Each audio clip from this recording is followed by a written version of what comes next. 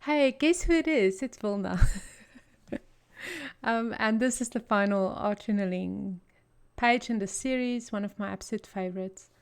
I I don't know why I like this one so much. I think it's the light blue in it. You know, I'm just going to prime my pages here. And the reason why I put numbers on top of the books is number one, to keep them closed because they're getting thick and they tend to open up, but also for my video editing purposes. It's amazing how much the pages look alike in the early stages, and I get confused. I guess I'm just blonde. I am blonde. Um, Mostly grey, but yeah, there's a lot of blonde mixed in there. But anyway, so I'm just priming it with heavy gesso. I love heavy gesso. Gesso is a chalky type of paint, and it's traditionally used to prime canvases. And what it does, it creates this little barrier between the wet media and your page. And the thinner the pages that you work on, um, the more you need it. And I hardly ever do an art journaling page without gesso. So again, I'm spraying my page lightly with water, and then I'm just going to use the dirty paint brushes. So this is the fourth page, and what I did was I primed all my paint, all the pages at the same time, and I would start off all four pages with a basic layer of paint. So you can see the first three was way more watery, and diluted, transparent. Uh, these pages are a little bit more dense. I'm using a little less water. But you know what?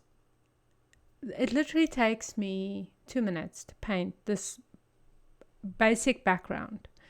And now I'm cutting it. I like to cut my illustrations, and I'm using Mod Podge, and I'm just painting the back of it, and then I'm painting on top of it as well.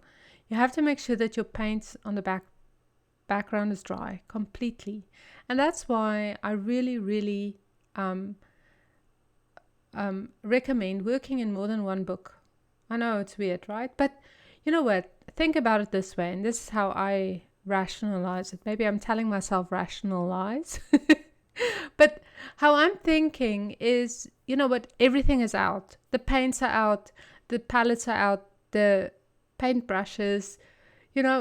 All the stuff is out.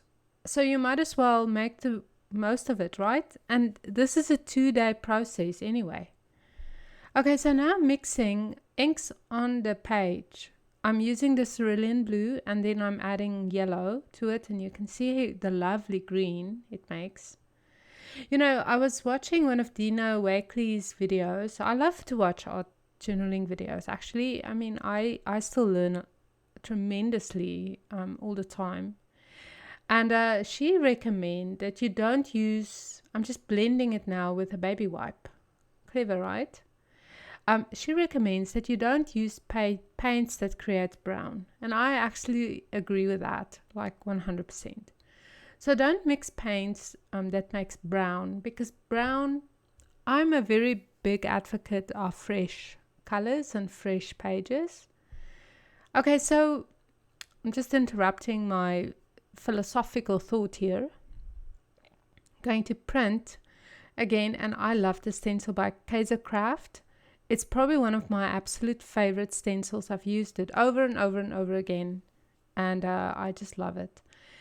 So I'm printing on wax paper again and just going to paint on it. So what I did was I sprayed this one with a little bit of adhesive spray, just a little bit, because it's been through the mill a bit. So there's bits and pieces sticking up, and I don't want to have trouble when I paint through it.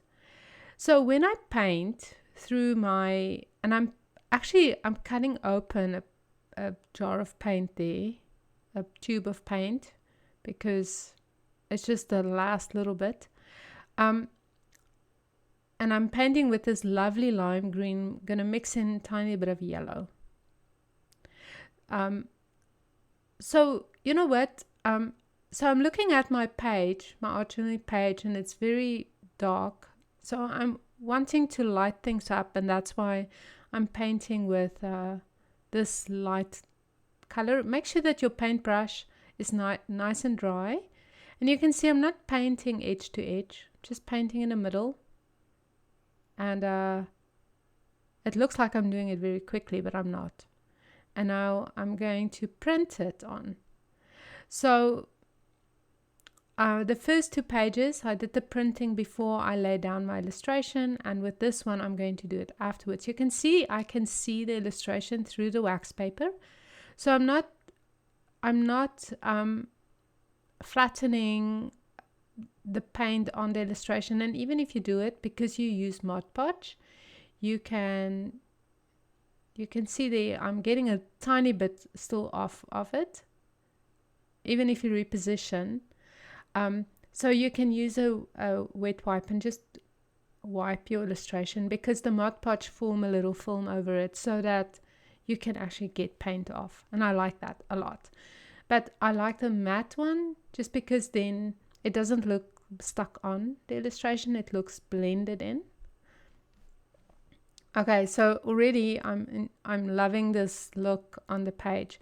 So what I just wanted to say is brown paint. So traditionally, if you mix purple and yellow or blue and yellow, you'll get brown.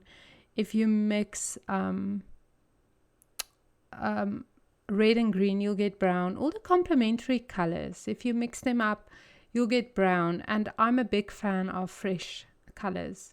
I love to use black, but then also very sparingly and cautiously, and not overzealously, you know. But I really, there was a series of art journal pages that I created where I used a lot of black, and I think those liberated me a lot. By Bun is one of my favorite mixed media artists. Go and look her up. By Bun, 2 words, Bybun.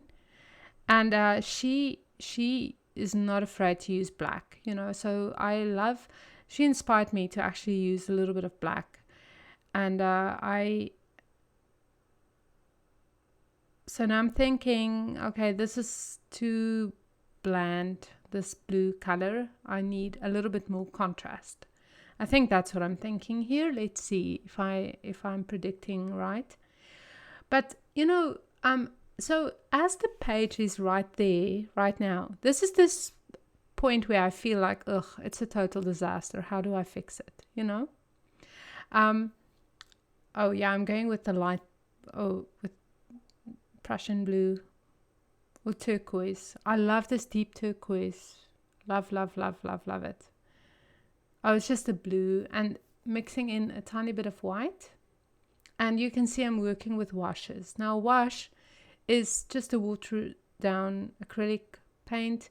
And what I love about washes is that you can see what's happening underneath it. So you're not covering up all the beautiful colors that's happening underneath it.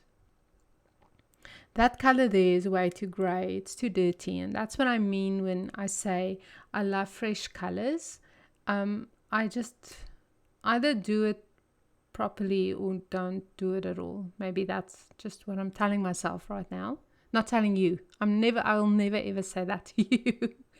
But I can be like brutal with myself. Again, blending the black right into the illustration so that it looks like the illustration is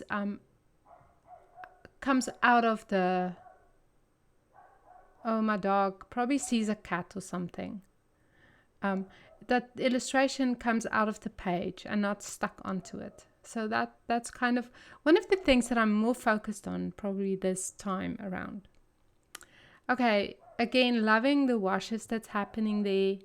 I'm feeling that I do need a little bit more of the solid color. Okay, I did bring my dog in, so hopefully you won't hear her bark anymore. What a little schnauzer. Okay, now I'm painting with white. So, okay, sometimes it happens that I don't film a piece, but I'm just painting over it so you can see what I'm doing. I'm mixing in white with light blue, and I'm just adding that little bit of white to the page, in the middle of the page, below the illustration. And I'm trying not to cover everything. You can also see that I'm drawing it as I'm painting, because you get a different look with this technique. You know, I and a little bit of splatters here, just with the white paint. And now I'm really getting excited about this page. It makes a big difference. That little bit of solidness that comes in for me. And it's almost like layers, layer upon layer upon layer. So you can see the wash, and then you can see the print, and now you can see the solid part of it. And I'm just really loving the look on it right now. And I'm not very far from starting my doodles. You know, again, it's very hard for me to decide when to stop. And we've all made those mistakes where you've just gone too far, okay? And then my advice to you is either paint back a little bit of solid space or flip the page and start again. So a lot of information in this little series of art journaling, right? I'm honestly so in love with this art journaling process, and I'm a die-hard scrapbooker, but my love for art journaling is growing exponentially every time I do it. I think it's the creative release that I find in doing art journaling, and I can't, and I'm not willing to substitute or leave it behind. You know, I just love it. Plus, I absolutely adore the actual journaling part as well. The other thing that's enormously rewarding is just seeing your art journals come together. You know, when I page through them already, and just having that body of work happening in 4 different books is so lovely. Using my Liquitex inks, and I'm just going to so Liquitex inks is acrylic paint that's just watered down. But what I love about it is the way that it dries. It dries solidly. So even if I paint over the Liquitex ink with water once it's dry, it won't dilute and flow and like watercolors will. So it's a wonderful tool and medium to work with, and it revolutionized my art journals when I discovered them. So again, you can see how the print that I did with the wax paper is dictating my doodles. And that's a awesome little tip for you, you know, is go and look for stencils that you can see yourself doodling over. And this is really a great little exercise. So I'm not inventing anything. I'm just using what's already on the page. And also for me, that's a great big part of painting, when you paint paintings, and also when you do art journaling. So this exercise in creativity, just to sum up for me, like the little lesson for this series, maybe it's going to be the same lesson in every series.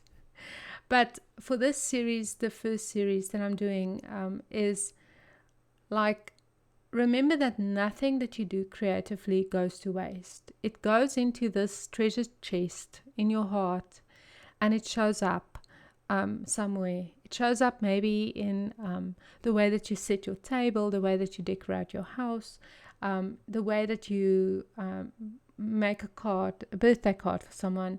It might show up in your scrapbooking if you're a scrapbooker, if you're a printmaker, if you're a painter. The value of art journals is enormous, you know. And then just to finish off while you're watching me doodling or embroidering on this page, just to finish off, I just want to talk a little bit about the journaling part of art journaling. And I don't nearly talk about this enough, you know. To each his own, you know, for me personally. And when I say for me personally, that's exactly what I mean. I'm not talking about that this is how you should do it. Not in the least. I would never ever presume myself so important as to tell anyone what they should journal about. But someone asked me on YouTube once, I have nothing to journal about. It was a comment like, I have nothing to journal about. And you know what I would say to you if I was thinking this, I was thinking, well, then you have a pretty charmed life, you know? Going through my divorce the last 3 years, it still is hard for me. It still is a process for me. I'm still figuring out my life. You know, I have to embark on a new career, and I've never built a professional career. I don't consider the art creative work that I've done super professional in a way, even though I love it, but it's not paying my bills right now. So I'm embarking on new things. So I'm still working through this whole divorce thing. It's still affecting my life in a big change, in a big way. And journaling for me is just about that. It's about making sense out of my life, and how I do it personally is I pray, and I write my prayers. So if you read the journaling on these 4 journals, these 2 pages that I really wrote my heart out, and then one I just wrote the lyrics to that song, the previous one, number 3, and then another one, I just wrote Psalm 23 in different translations, because also a big part of my life is I memorize scripture. And for me, how I memorize it is just by reviewing it over and over and over and over and over again. And eventually, sometimes I have to sit down and actually memorize a verse, but most of the times it comes through just repetition. So I was interested in to see how Psalm 23 sounds in the Amplified, and how does it sound in the NIV. And I wrote both translations. So, you know what, journaling doesn't always have to be super personal. Sometimes it can just be like a meditation. And that's maybe what I did with the song lyrics, as well as with the Psalm 23 journaling. It's just a meditation. So I'm meditating on it. And one way to meditate on it is to write about it. If you have really nothing, if you're in that sweet spot in life where we all have been and hopefully will be again, where you just have nothing on your mind, nothing bothering you, nothing consuming you, then I think a very good starting point for the actual journaling part will just be to write thank you. Just write 100 things to be thankful for. You can see the final page, and I wrote my journaling in 2 columns here, and I love to write with a Staedtler pigment pen, or a Sharpie will be fine. Any pen that I tasted. So if you write on it on your book and you give it like a 30-second blow on it just to dry it, and then if you move your finger over it and it doesn't smudge, then it's a good pen to write with. But anyway, so yeah, a good starting point for writing on your page is just to say thank you. Write 100 things that you're thankful for. And it can be the smallest things. It can be the fact that the sun shines, or the fact that it rains, or the fact that your dishwasher is packed out, or the fact that your bed is made, or that you washed your bedding. A new linen to sleep in. How lovely is that? So that's just my thoughts on journaling. Maybe I'll do more thoughts on journaling, the actual journaling, in the next series. And I hope that this series is well received. I pray for it, and then I'll do more. But thank you very much from the bottom of my heart, just for watching and making with, and I'll see you on the interwebs, and bless you, and may you have a wonderful week and a wonderful month and a wonderful year. Bye.